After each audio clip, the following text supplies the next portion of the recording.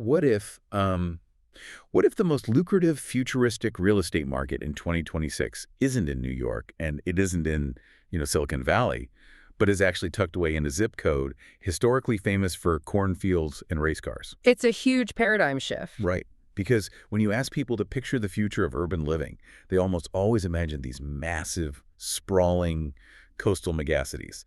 But today, we're flipping that script entirely. Welcome to today's deep dive. Glad to be here. Our mission today for you listening is to decode the rapidly evolving landscape of Midwestern urban living. And to do that, we are zooming right into the heart of downtown Indianapolis, Indiana. Yeah, and the narrative around where people want to live, and honestly, more importantly, how they want to spend their time, it has undergone this massive recalibration. The frantic flight to the coasts that we all saw defining the early 2000s, well, it's been replaced by a much more, calculated search for livability. Yeah, exactly. And our source material today gives us an incredibly detailed look at what that shift actually looks like on the ground. Yeah. We are looking at a comprehensive real estate guide penned by Cara. She's a top-tier realtor broker, right? A realtor broker and a luxury home marketing specialist. Yeah. And her piece is titled Ultimate Guide to Downtown Indianapolis Living, Embracing Life at the Hudson Condos. Yeah, let's unpack this. Let's do it. Because on its face, yes, obviously this is a real estate marketing piece, but when you read between the lines, it acts as this incredibly vivid ground-level snapshot of what a big little city actually looks, feels, and, well, tastes like right now in 2026. To truly decode this guide, though, we really have to look at the author's broader intellectual footprint.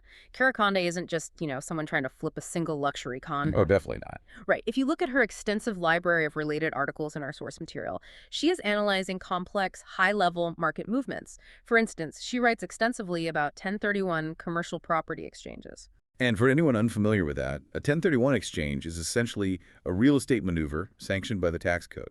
It lets an investor swap one investment property for another and defer paying capital gains taxes. Exactly. It is a tool for serious long-term wealth generation. And she also covers things like the nuances of warehouse market rebalancing and early education real estate as a recession-resistant asset class. Wow, so she's really looking at the big picture. She is. She has a bird's eye view of a massive 2026 economic boom happening all across Indiana. She understands the macroeconomics, the literal billions of dollars flowing into the state, which gives her a highly informed perspective on why the microeconomics of one specific downtown condo matters so much. So she is seeing the whole chessboard, basically. Yeah. But for this guide, she's inviting us to look really closely at one specific square. Here is our journey for today's deep dive. We are going to start inside this specific luxury condo to understand the architecture of this lifestyle. Start from the inside out. Right. Then we'll walk out the front door to trace the daily rhythm of the neighborhood, dissect the local culinary culture, and finally we'll weigh the grounded, honest realities of downtown living.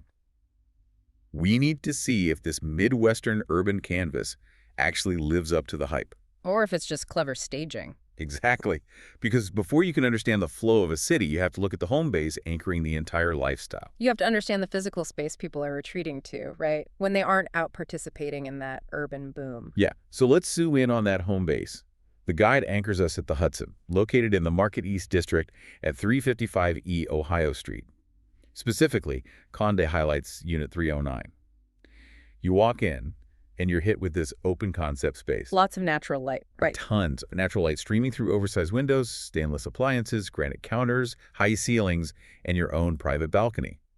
The Hudson itself was built in 2006. It's a 3-story boutique building with 70 units. Okay.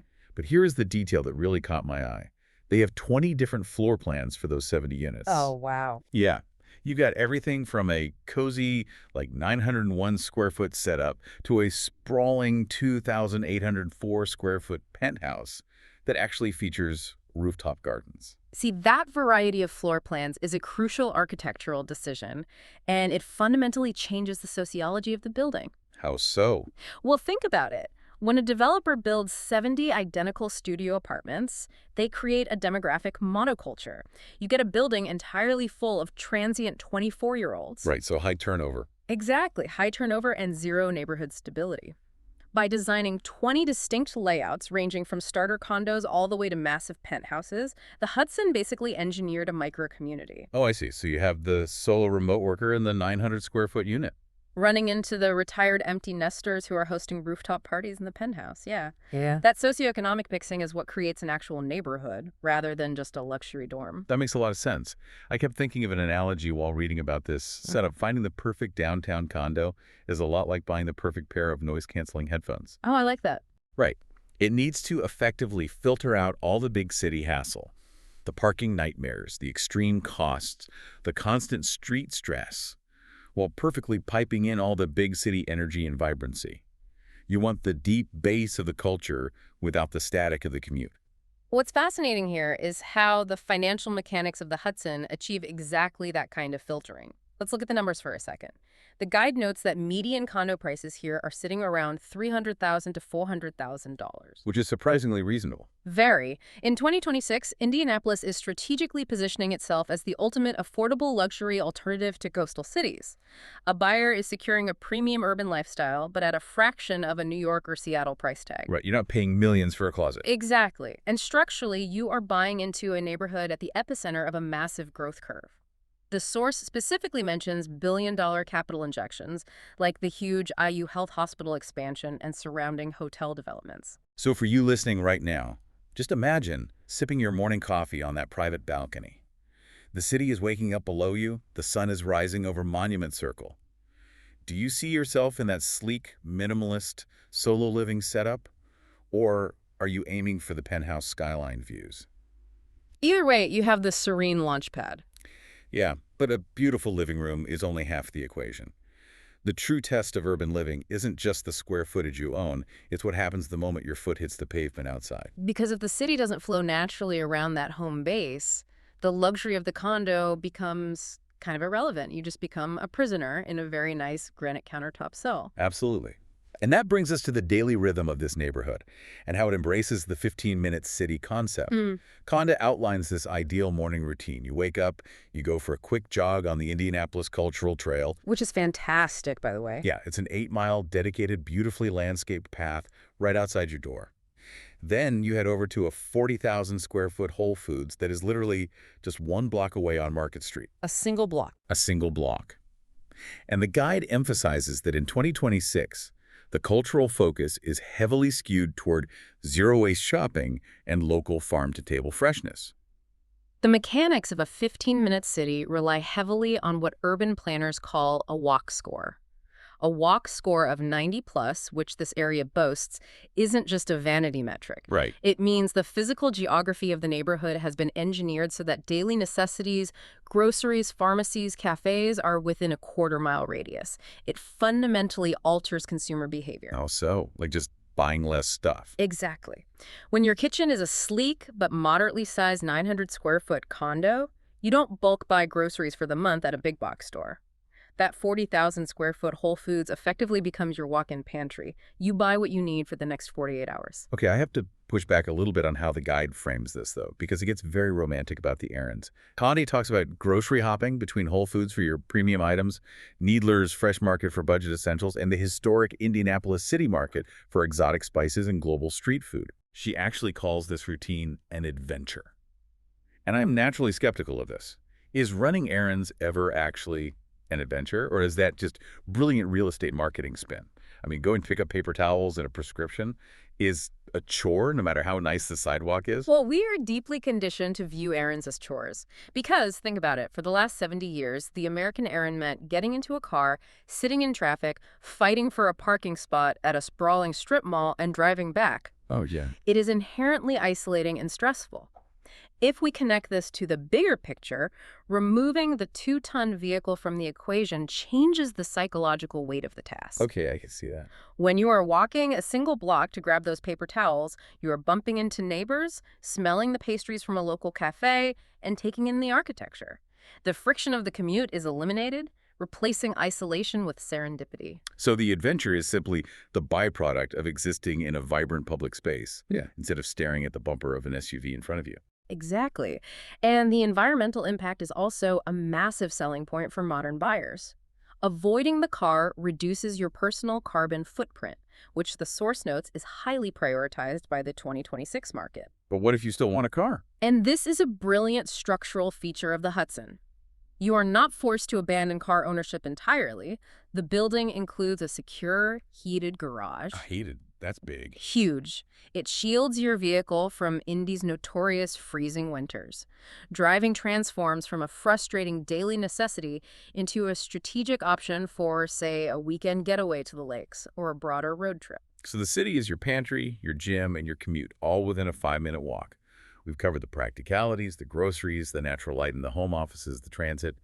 Now it's time to look at the other side of the coin, where residents go to let off steam. The fun stuff. Right. How does this neighborhood actually taste and sound when you're off the clock? The density of the culinary and cultural options is where the big little city concept proves its economic viability.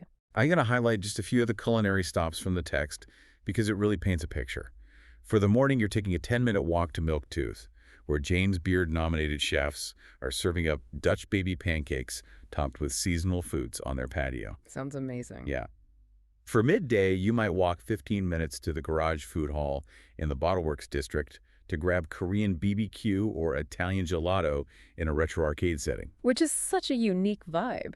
And for the evening, you head over to Mass Ave for upscale, farm-to-table elegance and house-made charcuterie at Bluebeard, or maybe Skyline Sips at the Nest, or stepping back into Prohibition history at the Ball and Biscuit Speakeasy. Notice the specific types of businesses clustering around these residential hubs, though. A place like the Garage Food Hall is fascinating from an economic perspective. Why is that? Well, food halls lower the barrier to entry for innovative, independent chefs who might not have the capital to open a standalone brick-and-mortar restaurant. Oh, sure, the overhead is way lower. Right. This creates a highly dynamic, constantly evolving food scene. The residents benefit from an ever-changing menu of high-tier culinary experiments right in their backyard, which keeps the neighborhood feeling fresh and urgent. Here's where it gets really interesting, because you aren't just eating. The sheer volume of non-food entertainment mere steps away is staggering. Yeah. You want nature.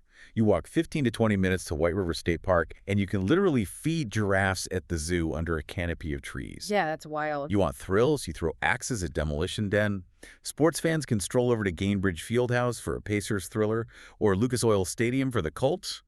There is no traffic. There is no tailgating gridlock. You just walk out of the arena and stroll home. It's so seamless. Or, if you want something peaceful, you take a romantic gondola ride on the Central Canal. See, we have to understand the underlying mechanism of why these specific cultural touch points matter so much to the real estate market. Yeah. These are not just local amenities, they are community anchors. Community anchors. Right. Having the Idle York Museum or live jazz shows at the Murat Theater just steps from your door, it shifts the burden of entertainment away from the private home and into the public sphere. That's a really interesting way to put it. When you live in a sprawling suburb, you often have to plan cultural outings weeks in advance. It is a logistical production. Furthermore, you are responsible for hosting the entertainment. Yeah, buying the big TV, maintaining the backyard, building the deck. Exactly. In downtown Indy, the city's calendar fills your own. You step out on a random Tuesday and stumble into a pop-up park or a seasonal festival like Indy Fringe. The city acts as the host, and the residents become active, spontaneous participants. It sounds incredibly vibrant. But reading through the guide, it almost paints a near-utopian picture of 2026 Indianapolis. Yeah. To her credit, Cara Conde doesn't just sell the dream. She includes a section on the honest pros and cons. You'll have to. If you're seriously considering this lifestyle, we have to look at the fine print. We need to look at what she playfully calls the plot twists. A grounded reality check is essential for any real estate analysis. Every geographic ecosystem demands specific trade-offs. So let's look at those trade-offs. You get the amazing events, yes, but you also get the noise. The guide literally recommends having earplugs on hand for game nights or dealing with construction and traffic sounds. Standard city living. Right. You get incredible walkability, but you also get snowy, character-building winter treks to the grocery store. You get a vibrant community, but you trade away having a large, private backyard for your dog to run around in. The central compromise of urban living is always trading private expanse for public access. You forfeit the quarter-acre private lawn, but the sprawling, meticulously maintained White River State Park effectively functions as your backyard. Yeah, that makes sense. Yeah. Then there is the financial plot twist, and I really want to zero in on this because it's a sticking point for a lot of buyers. The HOA fees. Yes. The guide lists the Homeowners Association, or HOA fees, as being between $250 and $600 a month. That is not an insignificant amount of money. For you listening, I want you to honestly ponder this. Is paying up to $600 a month worth it just so you don't have to shovel snow or fix a leaky roof?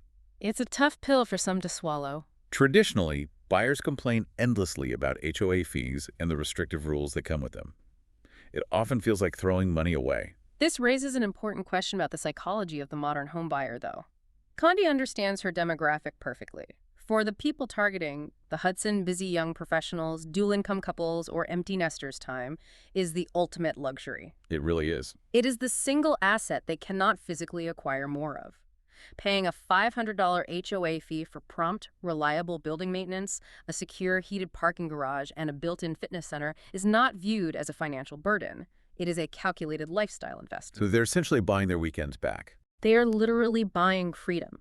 They are paying a premium to outsource friction so that a broken water heater or a massive snowstorm doesn't ruin their weekend. The guide refers to it as freedom with guidelines. You pay the fee so you can focus on throwing that impromptu rooftop gathering instead of cleaning the gutters. Right. I also noticed the guide mentions occasional urban grit as a con. It frames it as the fact that growth means change. I have to imagine urban grit is a bit of a polite real estate euphemism, right? Just a bit. I mean, it means construction noise at 7 a.m., detours, and the general messiness of a large population crammed into a small space. It is absolutely a euphemism, but it's an accurate reflection of a city in transition. The billions of dollars flowing into Indianapolis for hospital expansions and commercial redevelopments, they require heavy machinery, closed sidewalks, and temporary inconveniences. You can't have the shiny new hospital without the crane. Exactly. That grit is the literal pulse of economic progress. If a city is perfectly quiet and static, it is usually a sign of economic stagnation. That's a great point. So taking all of this and the meticulously designed floor plans, the zero-waste grocery runs, the economic dynamics of the food halls, the giraffes, and even the HOA fees, the Hudson serves as a perfect microcosm. It really does. It helps us understand exactly what downtown Indianapolis represents in 2026. It is a place where Midwestern charm meets walkable, car-free convenience, high-end food scenes, and strategic affordability. Indianapolis has executed a masterclass in urban repositioning. The city has taken the most desirable elements of dense coastal living, the walkability, the culture, the culinary density, and applied them to a heartland setting, effectively smoothing out the rough edges of exorbitant cost and logistical gridlock. So what does this all mean? If you had to distill the ultimate overarching lesson from Cara Conde's guide for someone trying to understand the future of real estate, what is the core takeaway? The ultimate lesson is that in 2026, real estate is no longer just about purchasing square footage. It is about buying into an entire ecosystem. An ecosystem. Yes. Conde's guide demonstrates that modern buyers are evaluating properties based on adaptable lifestyles. They view the city as a literal extension of their living room. When someone buys Unit 309, they aren't just buying the granite countertops. They're buying the 8-mile cultural trail, the 40,000 square foot Whole Foods, the energy of the Pacers games, and the serenity of the canal. They are purchasing time, convenience, and a curated community. You're buying the whole tapestry. It forces a complete rethink of what it means to be successful and comfortable in modern America. Which leaves us with a final thought for you to mull over. Okay. We started today by talking about the shift away from coastal megacities toward these mid-sized Midwestern hubs because of affordability and walkability. But let's look a little further down the timeline. Like a decade out. Yeah. As we push toward the 2030s, and coastal cities increasingly grapple with rising sea levels, extreme weather events, and massive infrastructure costs related to climate change. That's a huge factor. Right. How long will it be until these resilient, inland, hyper-convenient Midwestern cities stop being just a trendy, affordable alternative and instead become the mandatory sanctuaries for climate migration? Are you just buying a luxury condo today, or are you actually buying early stock in the climate-haven capitals of tomorrow?